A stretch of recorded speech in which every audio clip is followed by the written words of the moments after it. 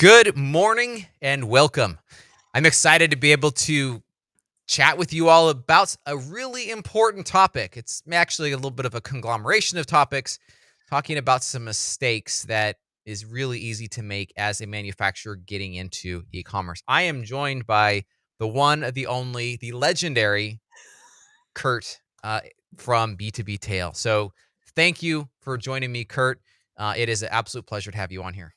Joseph, thank you. What an honor. What a privilege. I love our little jam sessions together each month. And I didn't sleep a wink last night, man. I am just thrilled about this topic because I think I've made every mistake possible. And so we'll cover 5 of them. How's that? Let's do that. Yeah, absolutely. Let's just jump right in. Let's dive right in, man. We That's have a right. lot to cover, and I know in We a do. short period of time. And so I don't want to leave anything uncovered. I want to, hit any questions that folks might have, and let's dive right in. So, for manufacturers out there making this digital transformation, and what you and I love to say is the E in e-commerce stands for easy commerce. We want That's to make right. it as easy as humanly possible for our ideal customers to make those purchases.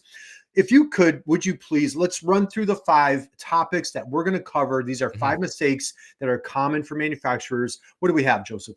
Yeah. So we have these 5 are super easy to make, and it's our goal to help ensure that you don't make these. So number 1 here is once and done. Basically, viewing e-commerce as I don't know, like a tombstone. Like you, once you make a tombstone, you don't change it. And unfortunately, well, fortunately, actually, it is the complete opposite. It is more like a living, breathing being than it is a tombstone. And so that's a very important thing. Talking about where we source product data from, it's easy to just look at it as okay, well, it's in the database here in our ERP. Let's just dump it out and throw it on the website. Easy commerce, right? And there's some pitfalls that we have to avoid there. We also have relevant product details, and really, this comes down to helping your customer understand what you are selling. It's one thing to put a picture up there with a title. It's another thing to give them the information that they need to feel successful as a visitor and now a customer purchasing your products. A value proposition. I would say this is probably the most overlooked aspect of a website in almost every e-commerce website that I see, but it's critical. And then number 5 is poor customer communication. I don't think I really need to explain on that one. I think everyone knows what that is. Well, a little Captain Obvious there. So, all Yeah, right, yeah.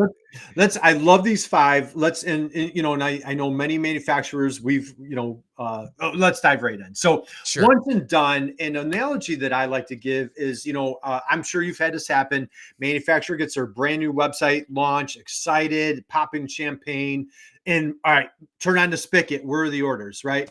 Or what does that look like? So the once and done, it's kind of a gym membership.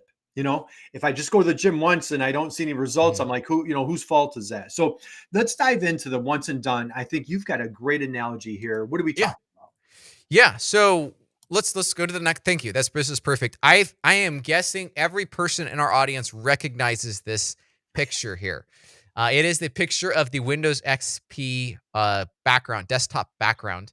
I vividly remember this having spent I don't know how many years of my life operating computers with this desktop background.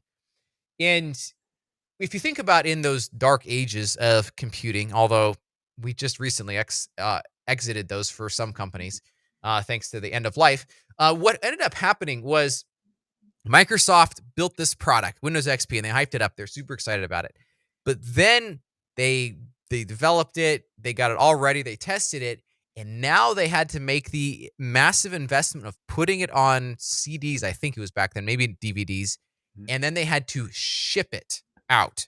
Now, once that image was committed to that CD or that DVD, similar to that Tombstone example, there was no changing it. It became an absolute nightmare if, oh crap, we got a bug in the software. What are we going to do about it now? Nightmare. And that's where obviously they started coming up with the internet updating so they could start changing this. And now like nobody's heard of a DVD for installing a new operating system anymore. So times have changed. But here's the thing. Viewing e-commerce and e-commerce launch project as it's going to be 100% perfect on day one is a bit of a oxymoron, because for many manufacturers, using or e-commerce is a new channel. It's an experiment. It's something that we see the benefits, we're excited about them, but at the end of the day, there's really not, we don't know exactly how it's going to officially look even 5 years. There might be a 5 products out of your entire catalog that represent 90% of your Right. sales. And thus, trying to accommodate everything of what we think we will need in 5 years right now is a bit of a problem. What ends up happening is scope creep. In other words, bigger budgets, spending basically all your money before it's launched, as opposed to getting something launched, minimum viable product is what we like to say, get something out there, start getting success, get wins, and then iterate in the direction that you see those wins happening. Yeah, I love it. So, I love the analogy, brought us back in time, little history lesson there. Let's keep it moving forward. We have a ton to cover. What's another culprit here that we wanted to cover? Yeah, so tackling too much before the launch. This is where those scope creep this starts coming in. So we need our ERP integration to be perfect. We need XYZ configurators done before launch. Pick It could be a myriad of different things, but trying to bundle those in before the launch just to ensure this perfect customer journey is also kind of ignoring the fact that e-commerce represents a huge step ahead already for your visitors. So basically, I've referenced this here before, the 80-20 rule. I'm a huge proponent of it. You can get 80% of the value with 20% of the work. And so if we take that same analogy and apply it here, if we do get that 80% of value with 20% of the work, being okay with that last 20% of value for our customers, but that represents 80% of the effort. So keeping that in mind it's generally a good rule across the board, but that is a big help to give us budget and something that can actually work. We can then work with the website later. Can you move to the next slide? Yeah. Because then what happens if we invest that 100% of budget before we go live, and then we don't have anything left for after. So as we do see those opportunities, we see the website moving in a certain direction, we see a certain segment really picking up and catching on, well, then we kind of already spent all our money previously, and then it becomes really hard to invest in the future. Yeah, that's right. And so, covering a lot there. And so as far as, investing too much, too little, and we're not going to get it perfect. Right. But what I admire how you approach things, and your dear friend, John Guess, who's a rock star on your team, is taking that phased approach. You guys do a phenomenal job of that MVP going in phases. Now, we also talked about, you get that website up there and launched, and you're still the best kept secret, right? And I can't tell you how many clients I've worked with over the years. Like I mentioned before, new website, turn on the spigot. What do you got here for us, Joseph? Absolutely, this is a big deal. So it would be like going and building a Buc-ee's in the middle of off of a Texas highway, like a 2-lane highway, out in the middle of the back 40. And not saying anything about it. Nobody's going to find it. You might have the most beautiful convenience store literally in the world, and nobody's going to find it. So being able to have, again, that budget saved aside for ongoing paid media, ongoing search engine optimization, content development. And that's where somebody like Curt Anderson here is really good with that, understands manufacturers and your needs inside and out. And then he's able to help grow this content marketing, this piece of the business, which should never stop. It's absolutely critical to keep that moving. And so this is a very, very important part. So e-commerce is not once and done. It's an ongoing investment because we see the return on that investment. That's right. And just for a quick plug, what we're doing right here, Joseph, one thing that I am just super bullish on, and I'm just really encouraging clients, is what we're doing right here. Putting out a video, live stream, just getting yourself out there, showing your subject matter expertise. And what you and I love sharing is how do you out teach the competition? Just be that fierce educator. Yes. So we've got a ton to cover. We did the once and done. Let's dive into number 2. What's mistake number 2? How do we get these products online? is really what this comes down to. So we ERPs are great. How that's that's how you as a business functions, is keeping everything in track of everything that's happening. That your ERP, enterprise resource planning, kind of like your accounting system and planning system, et cetera. Like it's all right there.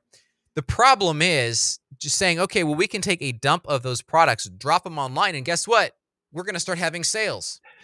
It does not work like that. And so, as much as I would love to just say, yeah, you can take your ERP data, just dump it online, and you're going to start making sales, I'd be lying. And the goal of this section is to talk about at a very high level, what does it take to actually get your ERP data ready to go, helping customers browse it intuitively. So, in this next slide, I have two examples of, this is hypothetical, but values that, or product titles that might actually come from an ERP. Both of these put online is bad from an SEO perspective. Google doesn't know what a hydraulic interface system is, unless somebody's actually searching for it. I will say the one thing that is slightly good here is if the ZXTR2000 is more of a is more of a global part number, or maybe a part number that there could be some compatibility searches for. Likely not in this case, but that can be a good thing. Universal tools, rubbish, right? I mean, we all have those universal tools in our ERPs. I mean, they're there, but it's absolute rubbish. Nobody knows what it is. So in this slide here, we have the old name here at the top, what I would say is bad. But on the bottom side, we have a 2-position solenoid with check valve. Maybe we can improve it depending on the use of the ZXTR2000 in there, the SKU number, the manufacturer part number. Maybe that could go in there as well. But in this case, this is a much clearer description of what this is. This is searchable terms. This is terms that are intuitive to customers. Your buyers are going to know what a solenoid is. They're going to know what a 2-position solenoid is. This is going to help your customers understand what's going on with this product. So very important to think about it from a customer perspective in customer terminology. All right. Let's run through another example, Joseph. Yes. This one, again, we have these universal Allen wrenches in our repertoire of product names. Instead of just saying this, what about putting saying the size of it? What about putting the compatibility types in there? Now, depending on how far you want to go, maybe down the road, you can pull out that for all XYZ machines, whatever machines it is, and put it into a list on the actual product page of what machines this is compatible with. That's probably an improvement, but this right here is not bad. It is a significant improvement over Universal Allen wrench. All right, perfect. Let's keep the party rolling. Another thing, and this is a big difference between ERPs and what your customers want to see. Imagine going to a category page meaning you have all your products listed. Let's say the category title is red paint, for lack of a better title, and you have all of these part numbers in here. So one is red 1832 paint 5 ounce, or 1 gallon, or the 172 paint. It's very hard to tell as a consumer or a buyer why or what's the difference between these products, whether you want a 5 ounce or 1 gallon. In your ERP, it makes perfect sense, right? You have a 5 ounce bottle on the shelf. You have a 1 gallon can on the shelf. Like, that's no problem. That's how you internally work, but that's not how your customers want to browse your website. What your customers are likely wanting to see is on this next slide here.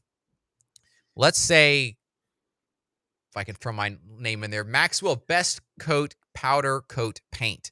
So that's our registered trademark name on this. It's searchable. People will see it based off of that. Now we have 2 drop downs here. We have the size. Do you want 5 ounces or 1 gallon? Or do you want the color, red 173 or whatever the other one was? This is very easy. In fact, then you can also have color swatches in here. You can put additional information about why you'd want to purchase a 5 ounce versus a 1 gallon container. The price automatically updates. Here we have a link that says log in to see your price. This is a rough mock-up. But the idea is as we can group these products into one, those 4 products end up taking one product's real estate on this paint category page. So we might have best coat powder coat paint, next level powder coat paint, whatever your other options are. all of those take up much less real estate on the category page, leading to so we can avoid decision paralysis, helping customers get to a next level of their decision. They don't need to make that decision on the category page. They can make it here on the product page.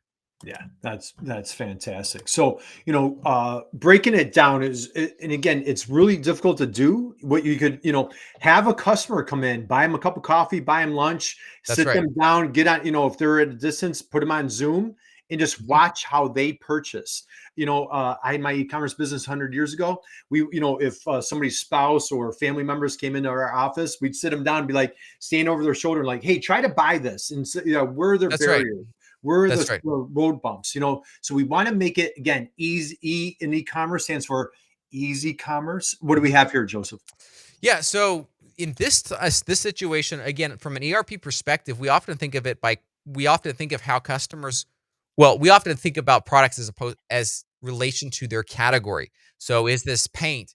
Is this processing? Whatever. Like, there's a whole bunch of different categories that we would apply to it. It's usually by product type. Now, customers might browse according to product type, which is great.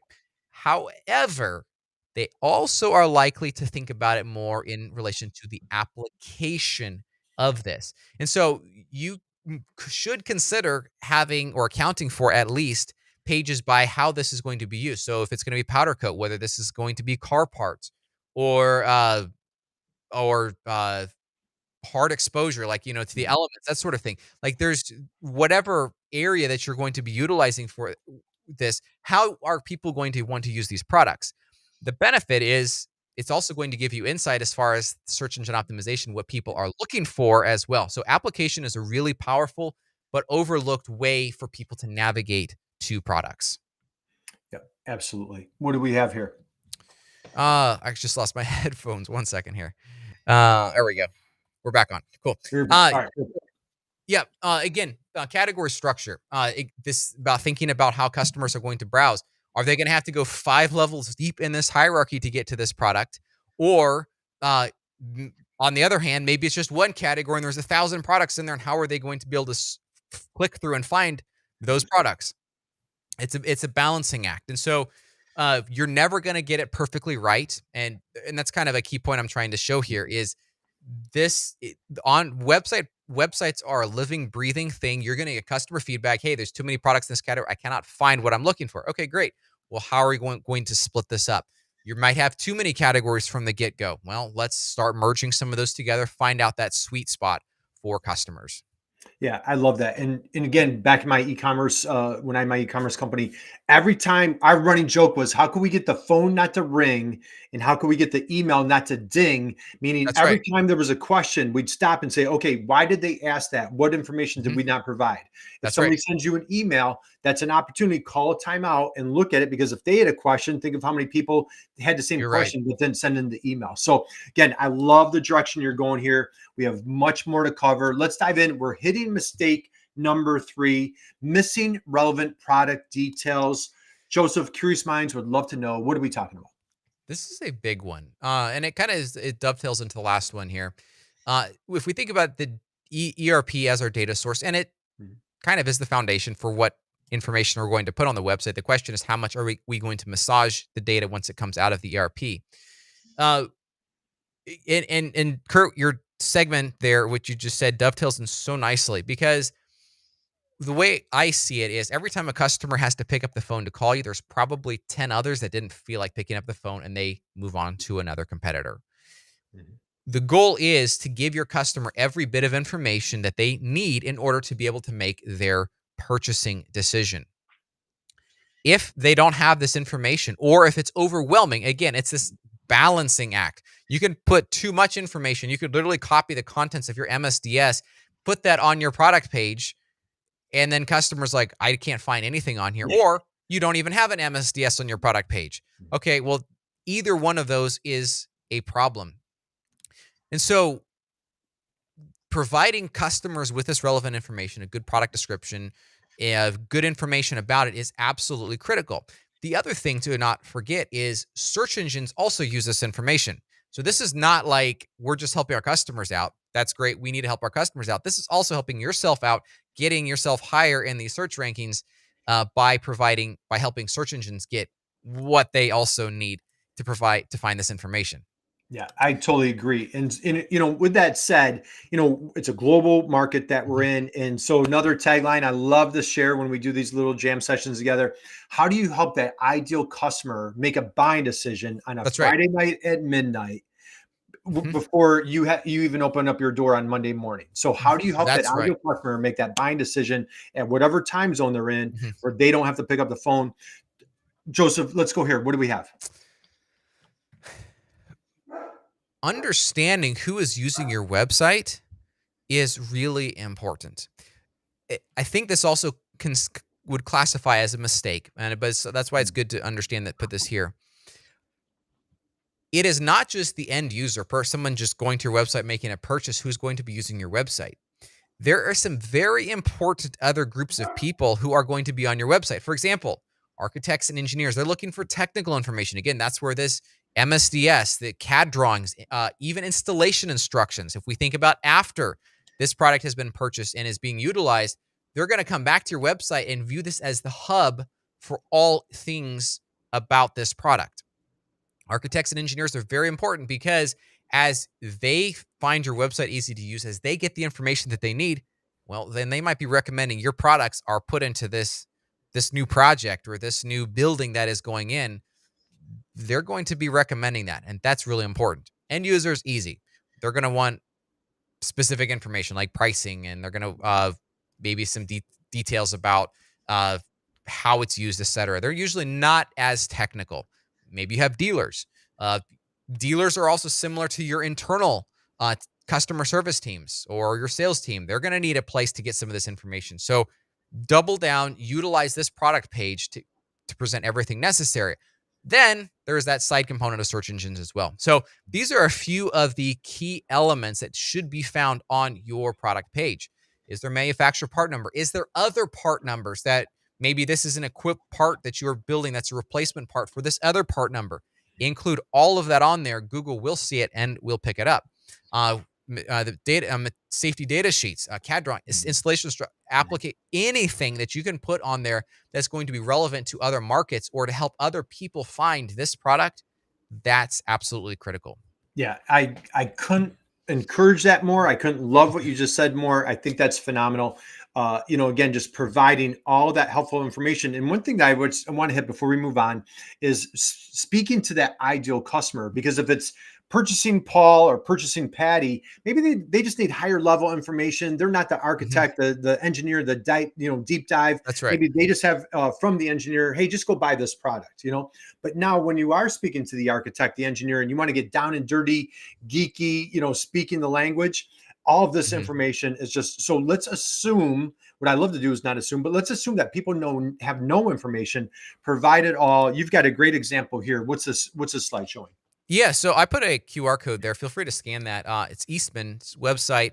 I'll be honest, Eastman's website is not going to win any design awards, but because it doesn't have to.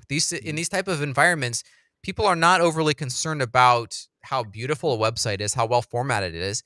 They're worried about functionality, and that's what Eastman does so well in providing here. You can see the safety data sheet. We have the specifications. We have warranty. In fact, I'm actually going to reference them again here in the next mistake, but them doing something right here Yeah. really well. So this is good information. Again, maybe not formatted the best. That's fine. It's the information people need, and I love seeing that. Yeah, great job there. Okay, so we just wrapped up on number 3, the missing relevant product details. Now we're going to dive into no value proposition. Joseph, what are we discussing here? Why do customers want to purchase from you? Right.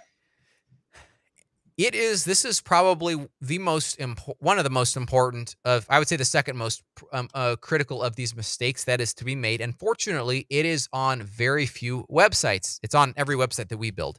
Mhm. Here's the thing. Your customers might need some help figuring out why you are better than your competition. And I'm not talking about cheesy statements that don't mean anything. I'm talking about things that are concrete and provable. We'll talk about that here in a second. We need to make sure that these are incredibly prominent on your website, that you are telling your customers why they should purchase from you. don't let them or don't rely on them to infer after visiting 5 of your competitors and now you what sets you apart, because well, maybe they have their marketing games on better than you do, and they'll then end up purchasing from you. So this value proposition is, why should I buy from you? And it should be incredibly prominent on your website. Curt, if we can go a couple slides forward. Yep, there you go. Thank you. Here's a couple of examples, and we'll have another one coming up here soon. We designed both of these. The first one is in a business to consumer context, but I still like it a lot. Basically, why buy from Pleasant Hill Grain? They huge competitor to Amazon. Everybody knows Amazon, trust Amazon. These are some key points that actually stick. If nothing else, you have the Google customer reviews, almost 5 stars, 4.9. That's really, really powerful. egrandstand.com, another one of our customers. These are specific things in their industry as a manufacturer that is absolutely critical to their customers. These things matter and they live up to them. These points must be concrete and provable, not marketing BS that who cares about. Like, these are things that you live up to, things that are meaningful. Ideally, they connect to the heart. Put an About Us page on there. Put your founder story on there. That's not a problem. In fact, it's actually a really good thing. Keep it short and sweet. You saw the grandstand and the Pleasant Hill Grain examples. Like, those are a couple of words, 3, 4, 5 words maximum, short and sweet and meaningful. The other thing is, it doesn't have to be unique to you. So I think a very powerful value proposition is made in the USA. Yeah, there's a whole bunch of other manufacturers here in the USA, but you're setting yourself apart from the foreign competition in that way. Back to Eastman here. So this is their product page. And again, I'll be honest, from a user experience perspective, there's probably some things that can be done to improve this. However, I absolutely love it from a functionality perspective. Could you jump to the next slide here, Curt? Because this is their value proposition, and it's disguised. You wouldn't necessarily see it as a value proposition, but it is. First, it says questions, talk to an expert. A link to their phone number. So you literally click it, and it calls them to talk through this bright signal red, this paint, if you have any needs there. We have a warranty that's included on this, and 100% satisfaction guarantee with lifetime tech support. That is a very powerful value proposition right there that they're willing to put on their product pages. Yeah. So yours might not look exactly like this. You might not have a satisfaction guarantee or be in a space that you actually can provide something like that. That's okay.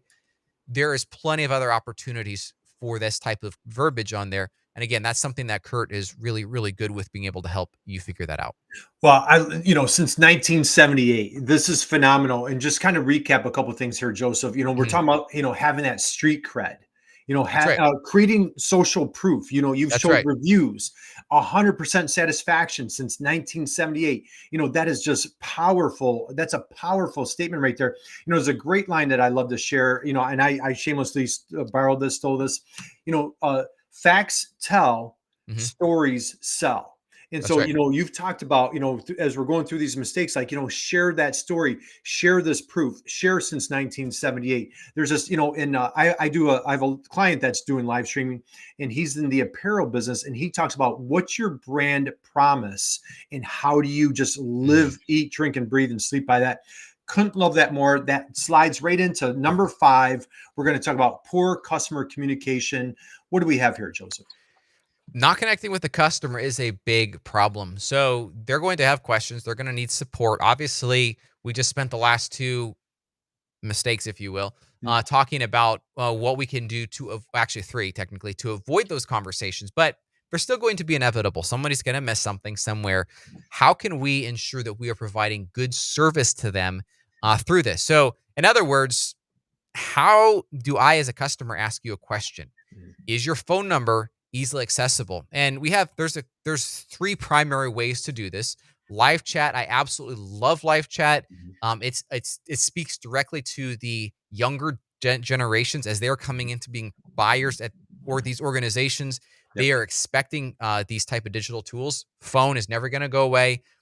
Email, if you can even provide faces and an email address, that provides that personal connection. I'm not just emailing this, I don't know, black box. I'm emailing a person with a title I understand, a face I see, and I'm going to ask them a question about this problem I'm having or whatever. Yeah, I couldn't love this more. We had on our live show, Manufacturing E-commerce Success. We just had a gentleman who's just a fierce advocate for U.S. manufacturers. He offers a live chat solution, Mm, incredibly powerful. He showed us all sorts of demos on how sales and conversions have gone up through the roof for yep. clients by utilizing live chat. And we actually just booked a guest coming up on actually text message marketing, which Mm, I'm like, boy, are manufacturers going there? Well, as you just said, as young, this new generation is just, coming into the workforce, we've got to communicate where our customer is at. That's that's right. what's critical here. So, That's right. okay, Joseph, as we're going to wind down, and we're going to how about a quick recap on the 5 mistakes that you commonly see? What do we have?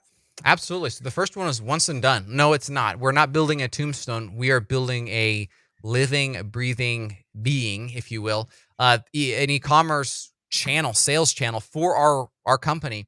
And in this type of a situation, we need to reserve budget. We need to reserve mind space for being able to view it as a minimum viable product that's going to start growing wings and start developing and growing on its own, but as we continue to feed it. And so, once and done, very, very important to think of it as once and now continuing. Internal focus products. So, where are we getting this information from? Our ERP, great. Well, what does the ERP data look like? Is it something that is it in a format that customers want to browse, or is it still very raw, very usable for our internal needs, but very unusable, typically speaking, for our customers' needs?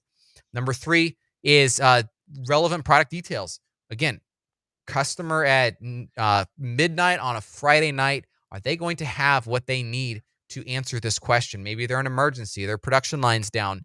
They are trying to figure out how they can get this problem solved as quickly as possible. They come across your website. Are they going to see all the specifications, all the information that they need to say, yes, this product is a good compatibility that we can immediately swap in, place an order, and it's going to be on their doorstep next Wednesday because you have such an efficient production line to be able to get that out the door.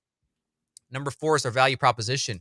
Again, as your customer is comparing you against 4 or 5 other companies, what stands out? Are you telling them up front why they should be purchasing from you? Then number five, tying it all together, having that really, really good customer communication. I love it. So, all right, as we wind down, first off, hey, how about a big round of applause for my friend Joseph at Swift Otter? So, Joseph, phenomenal information. We have a QR code here. Folks, how can folks find you, reach out to you? Obviously, we're here live on your channel. What's the Yep. best way to connect with the folks at Swift Otter? We're on here on LinkedIn. LinkedIn, and actually, I was going to put our LinkedIn links on here, and I got sidetracked. So, both to you and me. So, yeah, make sure to also follow Curt Anderson, B2B Tail. He's a huge advocate for U.S. manufacturing. Absolutely love to see the work that he's doing there, helping support, helping boost their sales, which is absolutely critical. It's the foundation for any business's sales. So that's really important. So yeah, That's right. Our manufacturers are the heroes of our economy. they It's an are. honor and privilege just to be in this space. Joseph, any parting thoughts, words of wisdom that you want to share as we close out? Thanks for joining. It's been an absolute pleasure having you on. Thank you, Curt, for being here and sharing your thoughts and wisdom as well. Absolutely. Guys, have a great, incredible rest of your week, and we will see you next time. Thank you, Joseph.